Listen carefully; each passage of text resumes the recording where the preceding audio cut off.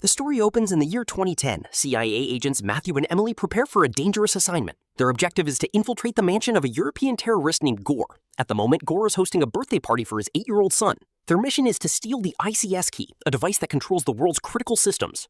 Before leaving, Emily secretly takes a pregnancy test. Matthew urges her to hurry and get ready. When they arrive at Gore's house, Emily insists that Matthew leave his gun in the car. She reminds him that it is a children's party and that a stray bullet could hurt someone. Their handler, Chuck, informs them that they will pose as French arms dealers. As they enter the party holding hands, Chuck notices the chemistry between them. He says sending them together may have been a mistake. Emily claims they are only acting for the sake of the mission. Chuck responds that if things go wrong, they must be prepared to lie.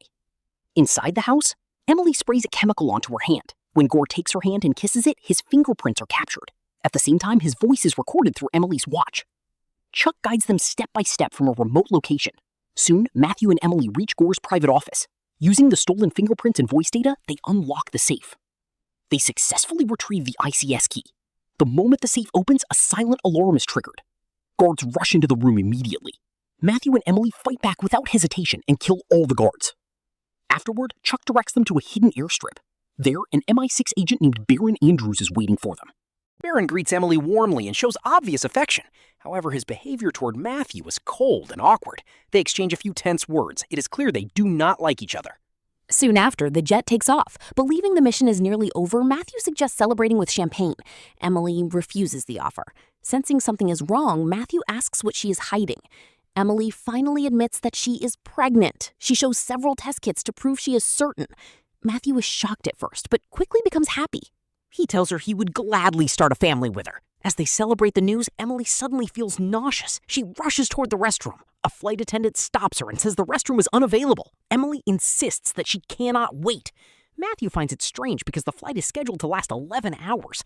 Emily quietly signals Matthew that something is wrong. Without warning, the flight attendant pulls out a gun. She demands that they hand over the IC key. Matthew throws the key into the air to distract her. Taking advantage of the moment, Emily attacks and grabs the weapon. At the same time, other attackers reveal themselves. A violent fight breaks out inside the plane. During the chaos, the same flight attendant picks up a bullet. She calmly loads it into the gun. Just as he was about to fire, Matthew shoved him aside. The shot missed its target, and the bullet struck the pilot instead.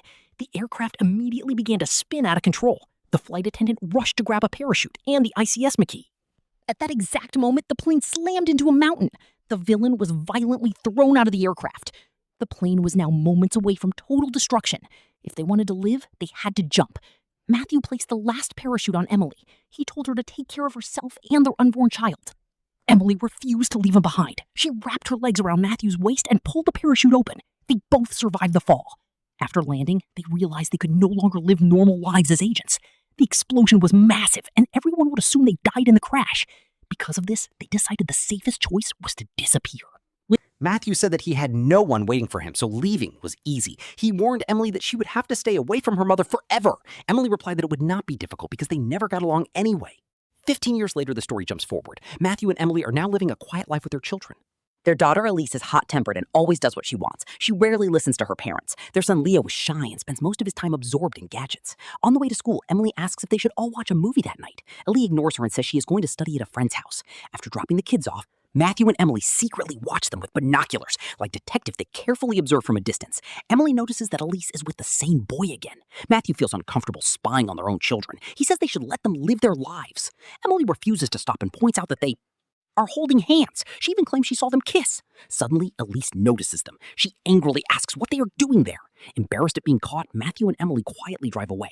That night, Emily complains about her daughter. She says Elise never listens to her. She angrily shouts for food and insults how useless teenagers are. While venting, she notices Elise's bag.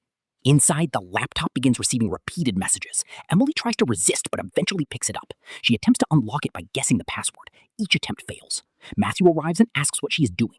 He warns her that these actions only make their daughter angrier. Emily says she suspects Elise lied and went somewhere else instead of studying. Matthew tries to stop her from opening the laptop. At that moment, Emily peels off a small sticker from it. She thinks for a moment and enters the password, "Mom sucks." The laptop unlocks immediately. This deeply angers her. She reads the messages and discovers that Elise plans to attend an event called Chemical Apocalypse. Hearing the name Leo explains what it is. He says it is a club party. According to him, it involves heavy drug use and alcohol. After hearing this, Emily and Matthew track Elise's phone and make their way to the club. Inside, they spot Elise dancing in the VIP area. Emily walks straight up to her and calls her by name. She orders her to leave and go home immediately. At that moment, a group of boys approaches and begins mocking them. They insult Matthew and call him an old man. The situation worsens when one of the boys grabs Elise's hand to stop her from leaving. This completely enrages Emily. She grabs the boy by the throat and smashes his head against the wall. The rest of the boys rush. Matthew joins Emily without hesitation. Within minutes, the two of them take down the entire group. They even slam the gang leader to the ground. After the fight, Emily and Matthew realize the whole incident was recorded on a phone. Matthew immediately snatches the device. He deletes the video on the spot. On the drive home, they confess that they tracked Elise using her laptop. As punishment, they ground her and forbid her from leaving the house for several days. Furious, Elise shouts that she will choose a college so far away that she never has to see them again. This causes a heated argument. Elise angrily accuses them of lying. She demands to know how they can fight so well. Emily casually replies that they once took a few taekwondo classes. This response only makes Elise angrier. She yells that a few classes could never make them that skilled. Later, Emily admits to Matthew that she misses her life as an agent. Matthew tells her to stay calm. He reminds her that they gave up everything for their family.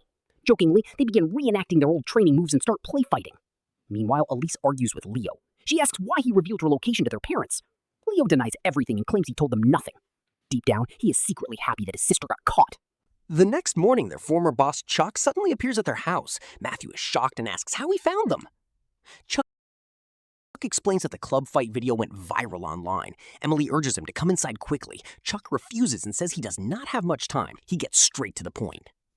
Chuck reveals that Baron has betrayed them. He says Baron is now working with Gore and searching for them. Chuck adds that since he found them so easily, Gore must already know their location too.